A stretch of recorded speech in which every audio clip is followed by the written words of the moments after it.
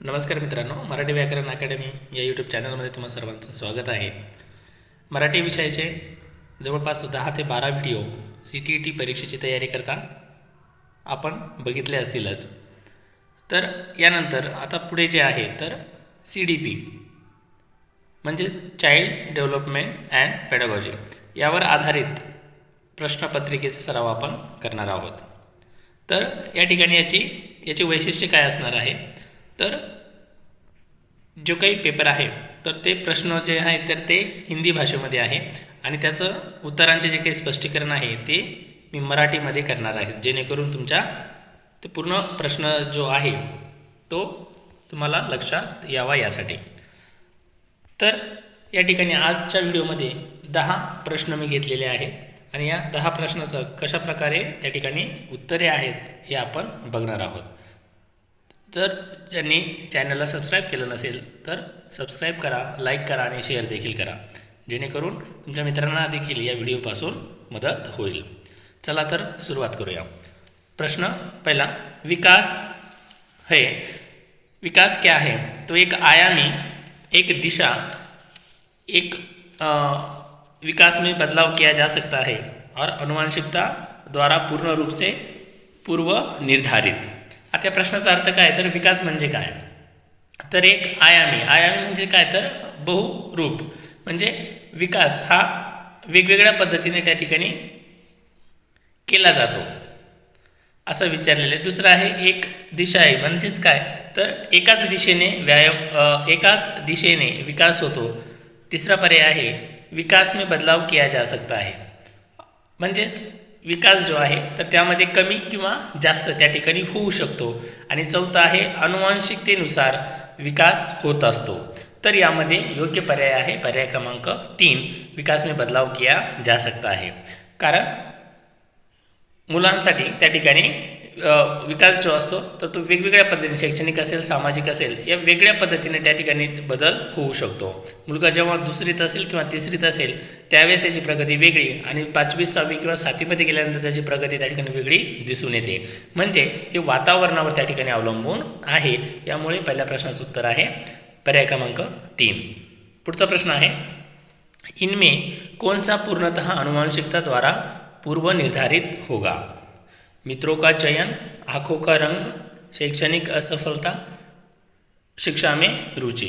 म्हणजेच आनुवंशिकतेनुसार त्या विद्यार्थ्यामध्ये या 4 पर्यायापैकी कोणती गोष्ट आलेली आहे. आनुवंशिकता म्हणजेच काय, तर एका पिढीकडून दुसऱ्या पिढीकडे संक्रमित होणे, गुण संक्रमित होणे, म्हणजेच आईवडिलांकडून मुलांमध्ये तो गुण जाणे. तो मित्रों का चयन हे आनुवंशिकतेनुसार नाही होत, म्हणजेच पहिला पर्याय त्या ठिकाणी चुकीचा आहे. दुसरा आहे आँखों का रंग, तर आईवडिलांपासून मुलांना जे काही उंची असेल, डोळ्याचा रंग असेल, तर या प्रकारचे जे काही गुण आहेत हे आनुवंशिकतेनुसार एका पिढीकडून दुसऱ्या पिढीकडे संक्रमित होत असतात, म्हणजेच आईवडिलांपासून मुलांना भेटतात. तर पर्याय क्रमांक 2 हा योग्य आहे. तिसरा पर्याय तरी पण आपण बघून घेऊ, शैक्षणिक असफलता. मग असं होत नाही की वडील जर त्या ठिकाणी जास्त शिकलेले नसेल किंवा शिक्षणामध्ये जर कमी असेल तर मुलगा देखील शिक्षणामध्ये कमीच असू शकतो, अशा प्रकारे होऊ शकत नाही, म्हणून तिसरा पर्याय चुकीचा आहे. आणि शिक्षा में रुची म्हणजे अभ्यासामध्ये लक्ष त्या ठिकाणी चांगलं देणं किंवा आवड निर्माण होणे किंवा नाही, हे देखील आनुवंशिकतेनुसार आपण निर्धारित करू शकत नाही, म्हणून या ठिकाणी पर्याय क्रमांक 2 योग्य आहे. पुढचा प्रश्न आहे, सीखने की वह प्रक्रिया क्या कहलाती है जिसमें बच्चे स्कूल जैसी सामाजिक संस्थाओं में प्रवेश करके सीखते हैं? शिकण्याची अशी कोणती प्रक्रिया आहे जी मुलं शाळेमध्ये जाऊन किंवा दुसऱ्या सामाजिक संस्थेमध्ये जाऊन प्रवेश घेतल्यानंतर त्यांना ती मिळते? तर पहिला पर्याय आहे परिपक्वता, दुसरा आहे निष्क्रिय समाजीकरण, तिसरा आहे प्राथमिक समाजीकरण आणि चौथा आहे द्वितीयक समाजीकरण. तर या ठिकाणी बघा, परिपक्वता म्हणजेच परफेक्ट जे असेल किंवा जे काही तो स्किल आत्मसात करणार आहे, तर परिपक्वता ही त्याच्या वाढीनुसार त्या ठिकाणी होते, म्हणजेच पहिला पर्याय चुकीचा आहे. दुसरा आहे निष्क्रिय समाजीकरण, म्हणजे समाजीकरण होत नाही त्याचं, असं नाही तर बाहेर मुलगा जर त्या ठिकाणी जर शाळेमध्ये जात असेल तर त्याचं सामाजीकरण होतं, कारण समाजामध्ये वेगवेगळ्या गोष्टी त्याला शिकायला भेटतात, बघायला भेटतात. तर आपण कुटुंबाला प्राथमिक सामाजिकरण मानतो, परंतु या ठिकाणी कोणती संस्था त्या ठिकाणी दिलेली आहे आपल्याला, तर स्कूल, बच्चे स्कूल जैसी सामाजिक संस्था हो. शाळेसारखी दुसरी जर संस्था त्या ठिकाणी जातो, म्हणजेच काय तर विद्यार्थी पहिलं जे समाजीकरण किंवा बोलण्याचे जे काही असेल तर ते पहिला परिवार, पहिलं समाजीकरणाची प्रक्रिया ही मुलाची कुटुंबामध्ये होत असते, आणि दुसरं त्या ठिकाणी जे संस्था आहे किंवा जे काही असेल, जे शाळा असेल तर ती द्वितीयक समाजीकरण त्या ठिकाणी मानल्या जाते. म्हणून पर्याय क्रमांक 4 या ठिकाणी योग्य आहे. पुढचा प्रश्न बघूया. कोहलबर्ग के भौतिक विकास सिद्धांत में दूसरे स्तर पारंपरिक नैतिकता की तीसरी अवस्था को क्या कहा जाता है? पहला ऑप्शन आज्ञा पालन और दंड अभिविन्यास. अच्छा लड़का अच्छी लड़की अभिविन्यास. अभिविन्यास म्हणजे काय तर बदलाव, एक विचार. कानून और आदेश का पालन अभिविन्यास. सामाजिक समझौते और व्यक्तिगत आधार अभिविन्यास. विद्यार्थ्यांमध्ये जी काही समजदारीपणा जो असतो तर तो वेगवेगळ्या वयोगटामध्ये त्या ठिकाणी कोहलबर्ग यांनी मांडलेला आहे. तर इथे दिलेले आहे की तिसरी अवस्थेमध्ये कोणतं त्याला काय म्हणता येईल, नैतिकतेची तिसरी अवस्थेमध्ये काय म्हणता येईल, तर तिसऱ्या अवस्थेचा जो काही गट आहे तो वयोगट 10 ते 14 या वयोगटामध्ये मांडलेला आहे. तर यामध्ये पर्याय आहे दुसरा, अच्छा लडका अच्छी लडकी. म्हणजे त्या मुलांना वाटतं, त्या मुलीला वाटतं की मला दुसऱ्यांनी चांगलं म्हटलं पाहिजे. या प्रकारचे जे काही त्यांची इच्छा त्या ठिकाणी प्रकट होते, त्यांना चांगलं राहावं असं वाटतं आणि दुसऱ्यांनी त्यांना चांगलं म्हणावं असं वाटतं. तर कोहलबर्ग यांच्या भौतिक विकास सिद्धांतानुसार या ठिकाणी तिसरी अवस्था जर आहे तर ते पर्याय क्रमांक 2 हा योग्य आहे. पुढचा प्रश्न बघूया. इनमें से कौन सा अध्यापक द्वारा पाठ का उदाहरण नहीं है? आता इथे पाठ शब्द दिलेला आहे, म्हणजेच काय तर स्कॅफोल्डिंग. स्कॅफोल्डिंगचा अर्थ त्या ठिकाणी काय आहे, तर एक प्रकारची बिल्डिंग ज्याला आपण म्हणतो, ज्याला आधार आपण देतो. मग अशा या 4 पर्यायामध्ये असं कोणता पर्याय जो आहे जो शिक्षकाशिवाय किंवा शिक्षकाने आधार दिल्याशिवाय त्या ठिकाणी होऊ शकतो, म्हणजेच का उदाहरण नाही आहे, म्हणजे निगेटिव्ह त्या ठिकाणी प्रश्न विचारलेला आहे. तर आपल्याला त्या नकारात्मकच त्याचा विचार करावा लागेल. पहिला ऑप्शन आहे अनुकरण के लिए कौशलों का प्रदर्शन. तर अनुकरण के लिए कौशलों का प्रदर्शन हे शिक्षकाला करावंच लागतं, जेणेकरून विद्यार्थी त्या कौशल्याचं अनुकरण त्या ठिकाणी करेल. म्हणजे पहिला पर्याय त्या ठिकाणी चुकीचा आहे. दुसरा आहे रटने की रटने के बच्चों को रटने के लिए किसी की सहायता होने की ज़रूरत नहीं है, किसी का आधार लेने की ज़रूरत नहीं है. तो ये पर्याय वहाँ पर सही है. पर्याय क्रमांक 2 त्या ठिकाणी योग्य आहे.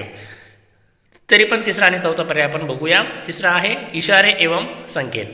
मुलांना वेगवेगळ्या ठिकाणी काही कौशल्य आत्मसात करत असताना त्यांना योग्य दिशा त्या ठिकाणी दाखवण्याचं कार्य शिक्षकाला करावंच लागतं. म्हणून हा पर्याय त्याची देखील चुकीचा आहे. आणि सहपाठीयो संग साझा शिक्षण हे भी जरुरी आहे, हे सुद्धा महत्त्वाचे आहे. म्हणून रटना हा पर्याय त्या ठिकाणी योग्य असेल. पुढचा प्रश्न आहे इनमें एक रचनावादी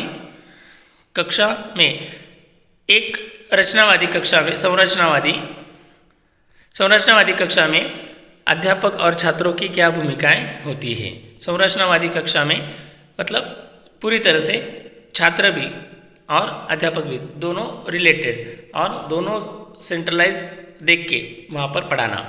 म्हणजे विद्यार्थी आणि शिक्षक दोघंही केंद्रीय त्या ठिकाणी मानून जी अध्यापन पद्धती होते त्याला संरचनावाद किंवा संरचनावादी कक्षा त्या ठिकाणी आपण म्हणू शकतो. मग पहिलं काय आहे तर कक्षा में शिक्षक और विद्यार्थी दोनों निष्क्रिय होते हे, म्हणजे शिक्षक पण काही विचारत नाही आणि विद्यार्थी देखील काही उत्तर देत नाही, किंवा दोघंही त्या ठिकाणी ॲक्टिव्ह. निष्क्रिय म्हणजेच काय तर ॲक्टिव्हनेस नाही. तर मग अशा प्रकारे त्या ठिकाणी योग्य होईल का संरचनावादी शिक्षक कक्षा? नाही. दुसरा आहे छात्र क्रियाशील आहे परंतु अध्यापक निष्क्रिय आहे, हे सुद्धा त्या ठिकाणी योग्य उत्तर नाही. छात्र जर क्रियाशील असणे आणि आहे ते गरजेचे आहे, परंतु अध्यापक जर निष्क्रिय असेल तर काही उपयोग होणार नाही. त्या वर्गामध्ये कुठलीही प्रक्रिया अध्यापन प्रक्रिया व्यवस्थित होणार नाही. पुढचा आहे अध्यापक और छात्र दोनों ही क्रियाशील होते हैं ये प्रतीक आहे. तो ये हा पर्याय त्या ठिकाणी योग्य आहे. अध्यापक म्हणजेच शिक्षक आणि विद्यार्थी दोन्ही त्या ठिकाणी ॲक्टिव्ह असणं गरजेचे आहे. अध्यापक क्रियाशील आहे परंतु छात्र निष्क्रिय है, तो या ठिकाणी पर्याय क्रमांक 3 योग्य आहे. पुढचा प्रश्न बघूया. रीना कक्षा में दी गई किसी भी समस्या को समझाने के लिए अलग अलग तरीकों के बारे में सोचती है. यह निम्न में से किसका उदाहरण है? मानसिक क्षति, कम परिज्ञातता, बोधगम्यता, अभिसारी सोच और अपसारी सोच. तर या ठिकाणी 4 पर्याय आपल्याला दिलेले आहे. तर एक शिक्षिका आहे आणि ती शिकवताना विद्यार्थ्याला एखादी काही जर समस्या असेल तर ती समजून सांगण्यासाठी ती वेगवेगळे त्या ठिकाणी तरीको म्हणजेच वेगवेगळ्या उपायांचे त्या ठिकाणी उपायांचा विचार करते. वेगवेगळ्या प्रकारे ती समस्या सोडवण्याचा प्रयत्न करते. मग हे कशाचं उदाहरण आहे? तर मानसिक क्षती तर नाही, कम परिज्ञानता नाही, अभिसारी सोच नाही. आता चौथा आहे अपसारी. अपसारी म्हणजे काय? तर अलग अलग सोच. अपसारी म्हणजेच काय? वेगवेगळे विचार करण्याची पद्धत. तर या ठिकाणी चौथा पर्याय योग्य आहे. एक शिक्षिका अपनी प्राथमिक कक्षा में एक अर्थपूर्ण अधिगम को कैसे बढ़ावा दे सकती है? एक शिक्षिका अपनी प्राथमिक कक्षा में एक अर्थपूर्ण अधिगम को कैसे बढ़ावा दे सकती है? पहला है वेधन तथा अभ्यास द्वारा प्रतिस्पर्धा को बढ़ावा देकर, विषय वस्तु का विद्यार्थियों के जीवन के साथ संबंध स्थापित करके, अधिगम की छोटी छोटी उपलब्धियों के लिए पुरस्कार देकर. तर या ठिकाणी बघूया आपण की प्राथमिक कक्षा म्हणजे त्या ठिकाणी सांगितलेलं की 1ली ते 5वीचा आपल्याला विचार करायचा आहे, 1ली ते 4थीचा. तर या ठिकाणी प्राथमिक शिक्षामध्ये किंवा प्राथमिक जो वर्ग आहे तर या वर्गामध्ये मग त्या मुलाला समोर ठेवून आपल्याला हा प्रश्नाचा विचार करावा लागेल. मग कशा प्रकारे त्याला ते महत्त्व देऊ शकते? तर वेधन तथा अभ्यासद्वारा, तर 1लीच्या विद्यार्थ्याला असेल तर अभ्यासाद्वारे त्या ठिकाणी महत्त्व देऊ शकणार नाही, कारण त्याला ॲक्टिव्हिटी थ्रू त्या ठिकाणी शिकवावे लागेल. त्याला लेक्चर मेथडने त्या ठिकाणी शिकवून उपयोग होणार नाही. म्हणजे पहिला पर्याय चुकीचा आहे. दुसरा आहे प्रतिस्पर्धा को बढ़ावा देकर. छोट्या मुलांना त्या ठिकाणी कॉम्पिटिशनमध्येच भाग घ्यायलाच पाहिजे असं त्या ठिकाणी जर प्रोत्साहन म्हणजे जास्तीत जास्त फोर्स करणे देखील गरजेचे नाही. म्हणजे दुसरा पर्याय देखील चुकीचा आहे. तिसरा आहे विषय वस्तु को विद्यार्थियों के जीवन के साथ संबंध स्थापित करके. तिसरा पर्याय त्या ठिकाणी योग्य आहे. लहान विद्यार्थ्यांना जास्तीत जास्त त्यांच्या जवळच्या ज्या काही गोष्टी असेल त्याबद्दल जर आपण सांगितलं तर त्यांच्या लवकर लक्षात राहतात. मग असे छोटे छोटे उदाहरण देऊन त्याला तो जो काही टॉपिक असेल, जी काही कन्सेप्ट असेल ती क्लिअर करण्यासाठी त्याच्या जीवनाच्या रिलेटेड ज्या काही वस्तू आणि ती कन्सेप्ट या दोघांचा संबंध जेवढा सांगाल तेवढं त्या विद्यार्थ्याच्या लवकर लक्षात, जास्त दिवस त्या ठिकाणी लक्षात राहील. म्हणून पर्याय क्रमांक 3 हा योग्य आहे. पुढचा प्रश्न आहे किस प्रकार की प्रेरणा उन गतिविधियों से जुड़ी है जो अपने आप में आनंददायक व संतोषजनक है? आंतरिक अभिप्रेरण, गुण विषयक अभिप्रेरण, बाह्य अभिप्रेरण, स्थिति विषयक अभिप्रेरण. तो यहाँ पर प्रेरणा म्हणजेच काय? तर अभिप्रेरणा म्हणजेच काय? तर प्रेरणा मिळणे. मग प्रेरणा उन गतिविधियों से जुड़ी है जिसमें आप आनंददायक और संतोषजनक है. तो कौन सा है उसमें? आंतरिक प्रेरणा म्हणजेच काय? तर स्वतःहून त्या ठिकाणी प्रेरित होणे. गुणविषयक प्रेरण, बाह्य अभिप्रेरण आणि स्थितीविषयक अभिप्रेरण. तर या ठिकाणी बाह्य अभिप्रेरण हा पर्याय योग्य आहे. बाह्य म्हणजेच काय? तर दुसऱ्याचं एखादं उदाहरण बघून आपल्याला प्रेरणा भेटणे. तर बाह्य अभिप्रेरण योग्य उत्तर आहे. शेवटचा म्हणजेच 10वा प्रश्न आहे राष्ट्रीय शिक्षा नीति NEP 2020 क्या प्रस्तावित करती है? म्हणजेच राष्ट्रीय शिक्षा नीती जे आहे नॅशनल एज्युकेशन पॉलिसी 2020 हे खालीलपैकी 4 पर्यायामधून कशासाठी त्या ठिकाणी प्रोत्साहन देते? प्रस्तावित म्हणजे काय? तर कशा प्रकारे समोर बाजू मांडलेली आहे. तर कोणकोणते आहे? तर पहिला आहे विद्यालय की पाठ्यचर्या की विषय वस्तू में कटौती. आणि जास्त त्या ठिकाणी पाठ्यचर्या म्हणजे काय? तर जे काही तुमचे तासिका असतील, जे काही क्लास असतील तर त्या तासिका त्या ठिकाणी त्यामध्ये कमी केलेल्या. दुसरा आहे विद्यालय की पाठ्यचर्या के लचीलेपन में वृद्धी. म्हणजे जो काही सिलेबस असेल तर त्यामध्ये काही तुम्ही चेंजेस करू शकतात आणि ज्या काही ॲक्टिव्हिटी बेस जेवढे असेल तर ते ॲडजस्ट त्या सिलेबसमध्ये तुम्ही जास्तीत जास्त घेऊ शकता, जेणेकरून विद्यार्थ्याला त्या शिक्षण पद्धतीमध्ये आवड निर्माण होईल.